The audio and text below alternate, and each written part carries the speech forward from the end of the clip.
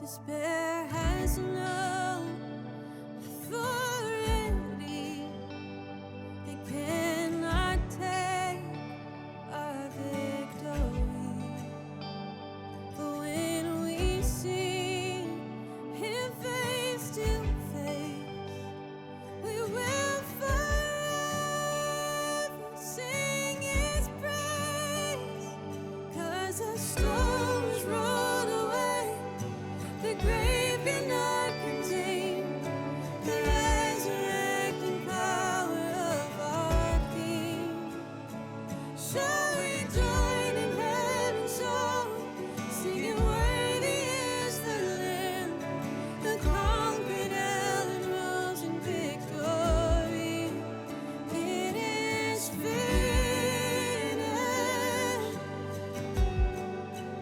It is done.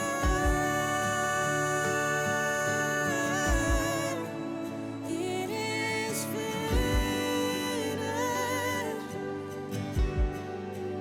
Hope is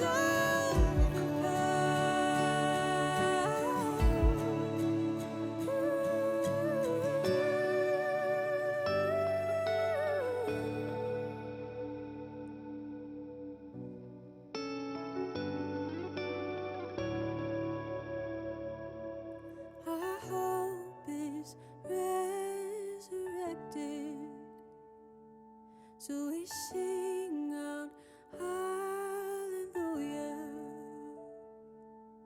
Our hope is resurrected, so we sing out hallelujah. Our hope is resurrected. Well, welcome, menlo.church. We're excited to have you join us in worship today. My name's Josh. It's great to be here with you. Let's lift up our voices and our hearts, sing to our God.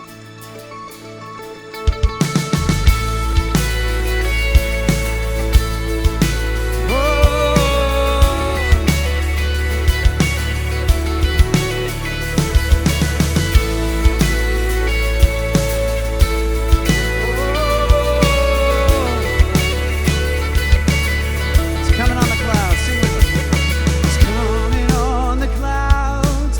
Kings and kingdoms will bow down.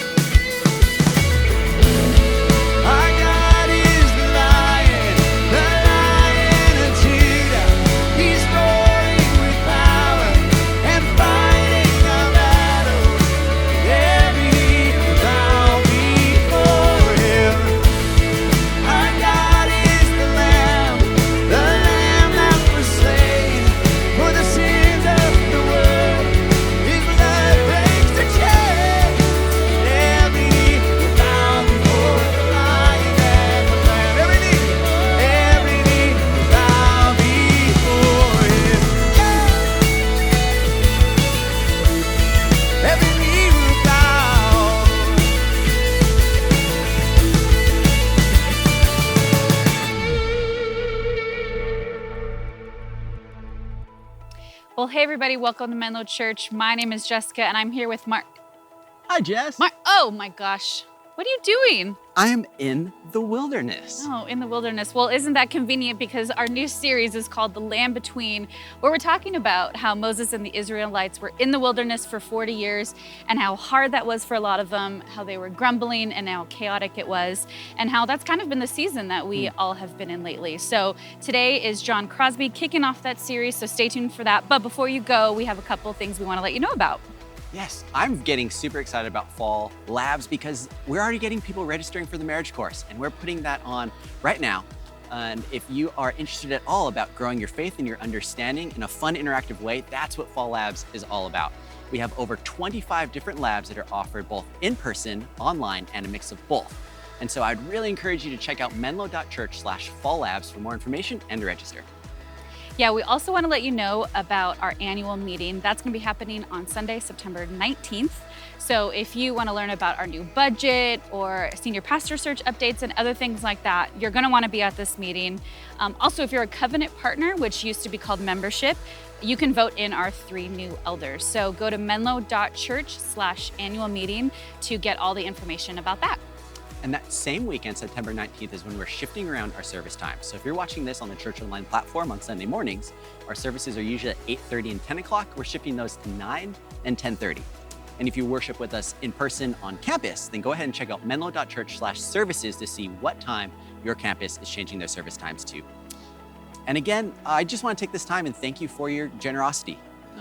You are contributing to life change, you're contributing to community, and without your support, we couldn't do things like offer the Fall Labs or our Fall Retreat.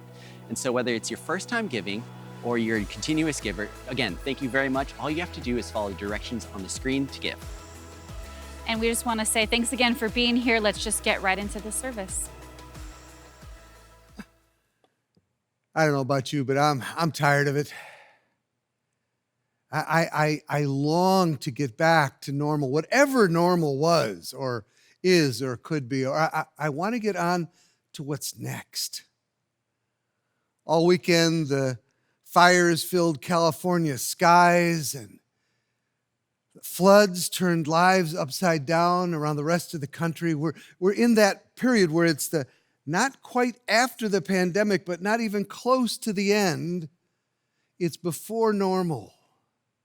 It's a long time since we've had a senior pastor, and they tell us it'll be months yet. And we live in a world so odd that we get excited when there's 30% of us here in worship. 30% of what it used to be. I feel like I'm in the land of wearing a mask, need it or not. I feel like I should do that. But the land of wearing a mask, need it or not, is a place that you can get tired of waiting for normal to happen again. And when you're in that special place where it's no longer the disaster, but it's not yet normal, you're in what Jeff Mannion calls the land between. This is an example of his book by the same name, The Land Between. And Jeff says that sooner or later, everybody spends time in the land between, or you're with someone who seems stuck in that land between disaster and normal life. It's a place, that land between, where you learn new words. Maybe the biggest one in the land between is for now. So a student says, for now, I know I graduated, but for now, I'm living with my parents again. I'm doing the same job I have in college, just for now. It's the realtor who late at night is sitting at the counter, and he realized that not last year, but 2 years ago, he sold 23 houses, and the 5th one of this year just fell through. He doesn't know what's next, but he's in that land between. For now.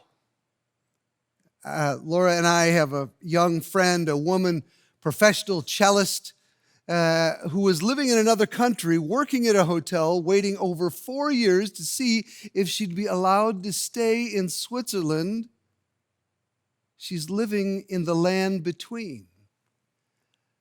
Sometimes it's dramatic, like the phone call, you get late at night, there's been an accident, we need you in the ICU, but most times you sort of bump in, you creep into the land between. It's nothing specific, but there's a season, you don't know if it's depression or not, but a season where your prayers don't seem to work, where our fellowship seems so different than it used to be.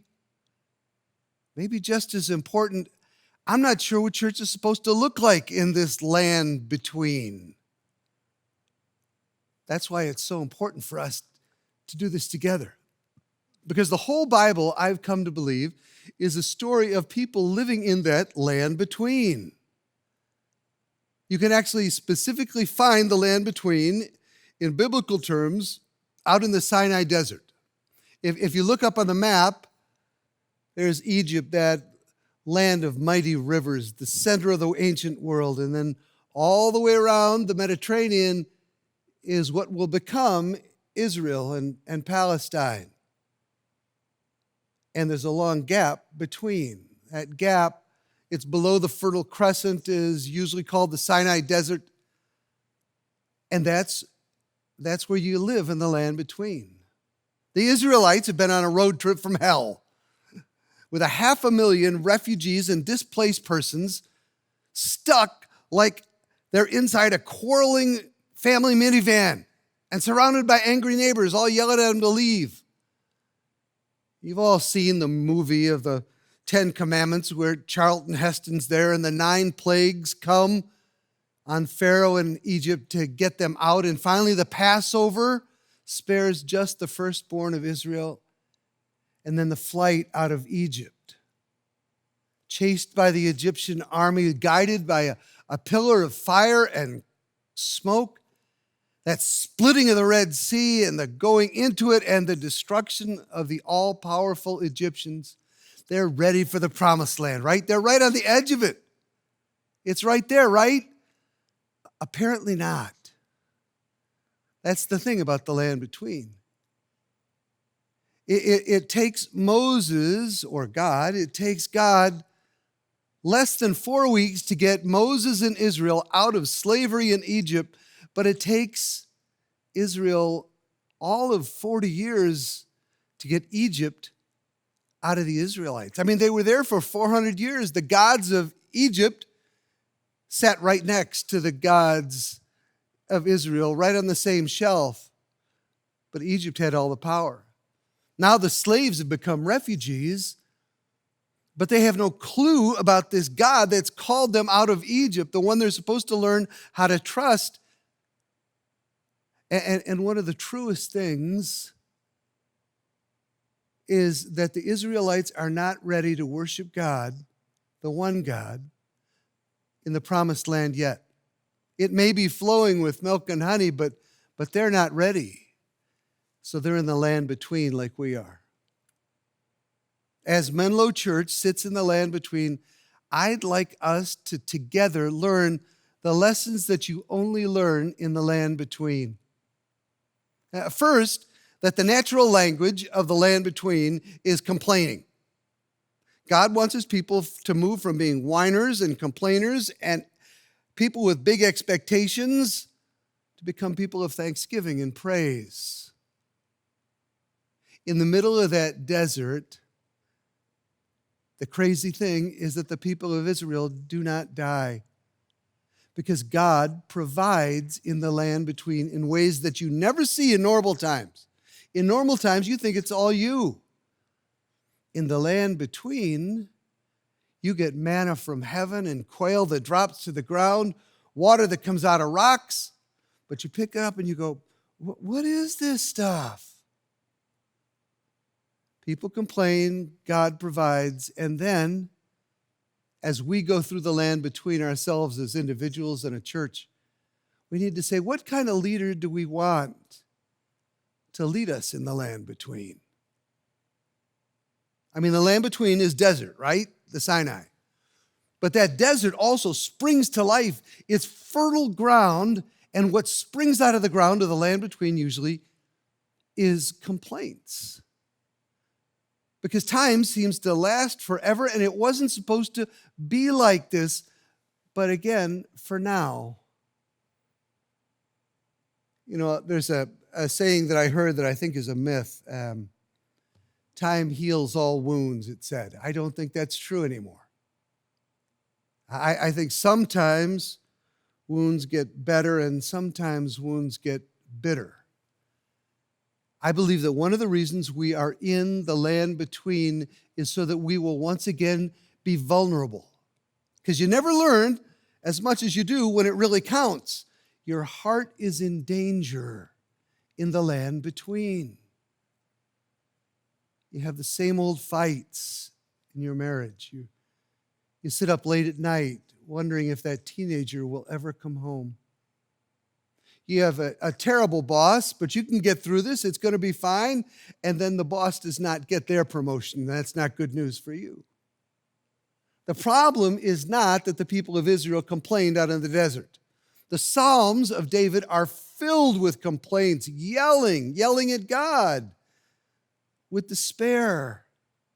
The problem isn't that they complain. The problem is what their complaints reveal about their heart.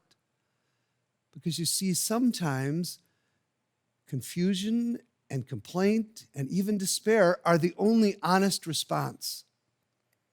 But it can also reveal whether we've been following God because God would provide for us, or whether we've come to love God's provision more than God's presence. That's complaint. Complaint keeps returning and returning and returning. It resists eviction. The Israelites complained 14 different times. We'll be full of complaint or we'll find thankfulness. Thankfulness will evict complaint, and complaint will evict thankfulness. That's a lesson you can only learn in the land between. Let me give an example of this. It is, I believe, natural and probably even a good thing to say, hey, what's going on here when the food and the water run out? That happens in Exodus 16, chapter 2. The whole Israelite community set out from Elim and came to the desert. And on the 15th day of the second month, after they had come out of slavery, the whole community grumbled against Moses and Aaron. The Israelites said to them, oh, we should have died back in Egypt. We had pots of meat all around. We ate all the food we wanted. You brought us out into this desert, and you brought us to here to starve. That makes sense. And if you're honest, there are times when complaining makes sense to you. Let's place ourselves inside this story, not pretend like we're above it. Oh, we'd never be like that. I got to tell you, I've done my share of complaining in the land between. My sharpest memories of it were after I became a follower of Jesus, after I decided that I would choose working in ministry instead of going to law school. After I met Laura, I'd already done youth ministry for about 5 years, but then I went to seminary and got my degrees. But to even get an internship, I had to go back to being a student director at a church. So I did it for now, the land between. I'm doing it for now, for a year or so I could get on to real ministry. But for almost 3 more years, I was everybody's favorite second choice. For now, I'm the student pastor while the youth group is flourishing, but there's more because I'm also then the assistant pastor that everybody wants to hear preach instead of the senior pastor. But for now, I have all these dreams of what a church could be like, but you can't execute it from the back seat. I keep hearing from church after church, you are our other choice, but we're afraid you're a little too young. You were the one that most of us really wanted on the committee, but the others were afraid that too much would change. You were the one that the people wanted, but we just don't think we're ready. And as your tolerance level for hearing that goes down, your complaints go up. It's hard not to complain when the son keeps taking the mom to the doctor and the mom keeps calling the doctor her son. It's hard for the student who's worked hard and is loaded with debt, unsure if there really ever is going to be a job out there. For now. So the first thing that we find in the land between, we'll talk about next week, it's fertile ground for complaint. But that's not the end of it. You learn lessons in the land between you'd never have learned back home. You'd learn how God provides, but not usually the way we want. We talked about how the Israelites got thirsty and God makes water come out of the rock. They get hungry and manna comes down and is there in the morning and the quail falls to the earth. But after a while of eating manna and quail, they get tired of it. They don't realize that God is deliberately changing their diet from the flesh pots of Egypt. And it tastes like, I don't know, it tastes like one of those leafy, greeny, grainy, salady things that just, they stick in your mouth after a while. God provides in the land between, but God also is using that time to change my expectations of what I deserve to contentment with what I have. To wean me off of trusting my boss or my own abilities to trusting God. In the land between, God provides. But he's also in the business of changing appetites and even our desires so that we don't turn into a put 3 shekels in the prayer box and God will deliver like the pizza guy. Trust me. He doesn't want to be that kind of God. And we'll talk about that. If the land between is fertile ground for complaint and for provision, I believe it's also a place where hearts are transformed and grown like no place else, and where you need a special kind of leader to get you out of Egypt.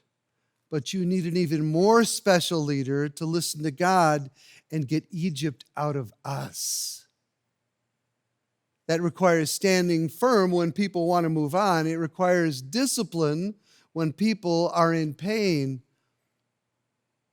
You know, I've come to believe in the land between that discipline is pain for the purposes of redeeming the people that God loves. Discipline and pain and learning go hand in hand if our hearts remain open. That's why the first time you read about the Israelites complaining is in Exodus 16, but on the way to number 14, the next time you hear them complaining is after they've already got stuff to eat. Numbers 11 picks up the story. It says, the rabble with the crowd began to crave different food. And again, the Israelites all started to wail and say, oh, if we only, no, they probably said it like this. Oh, if we only had meat to eat. Remember the fish. Oh, that Egyptian fish. And the cucumbers. Oh, I can smell the onions and the garlic. But now I've even lost my appetite. We never see anything but this manna, manna, manna. And it says Moses heard the people of every family wailing at the entrance to their tents. And the Lord became angry and disciplined them. The Bible is the story of people living in that land between. Because if God provides, it's usually not the way that I plan. It is the way that God shows that I need. God's saying in the land between, do you trust me? Oh, yeah, I trust you, God. I trust you. I've got a good job. I've got a good car. I've got a good marriage. But do you trust me when those things aren't there? Yeah, sure, God, I trust you. God is saying in the land between, will you trust me alone? Some people will learn to pray, but they'll never really pray for the first time until all that's left is prayer. Some people won't remember that walking with Jesus involves seeing new things and learning new things and stumbling and getting up until they're in the land between, where they slowly learn to trust Jesus as he keeps on walking. Brothers and sisters, I'm excited to go with you. out into the desert, into the land between, that place where faith goes to die because it also becomes a greenhouse for faith in God alone. So let's put that map up again. Let's see if you can see. Where are you today? Are you there at the edge of the promised land? Things have gotten better. You're not there yet, but you can see the promised land right ahead of you, and boy, you can taste it. Or are you right now just barely out of Egypt? Maybe during COVID you started tuning into church again, and you feel like you're starting to do the right things, but it's not having the right results. You're new to this journey of faith, this land between, but it all feels strange. Stay with us. This morning, this evening, are you in the land between? Do you feel like you're a stranger in Egypt now? That doesn't fit anymore, but you don't know how far you are from the promised land. You know, it's so interesting that God promises to deliver the people and take them out of slavery and bring them to the promised land. And Moses goes the whole way with him, but he comes to the very edge of the promised land and does not get to go in.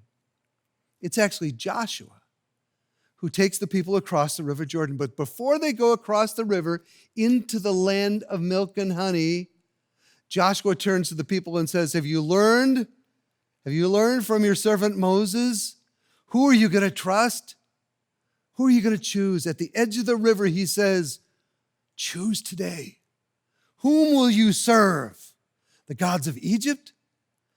The gods of America? The God of this land? Or will you walk together with us, with the God who brought you out of the wreck, through the land between? Choose life. Let's do that together, brothers and sisters. Amen.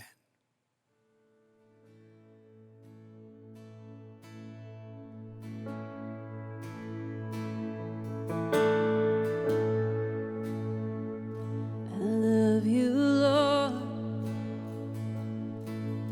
Oh, your mercy never fails me. All my days I've been held in your hands. From the moment that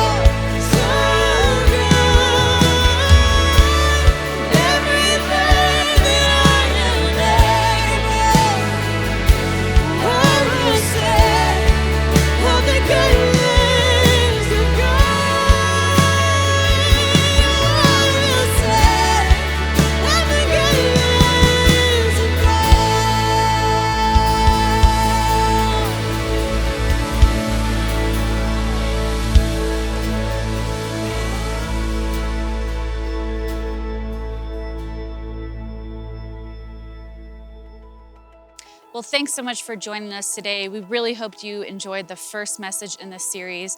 Don't forget, we've got the fall labs coming up, the fall retreat coming up, the annual meeting, the service time change. We have a lot going on, so head to our website, our app, all of that stuff for more information, and we'll see you next week.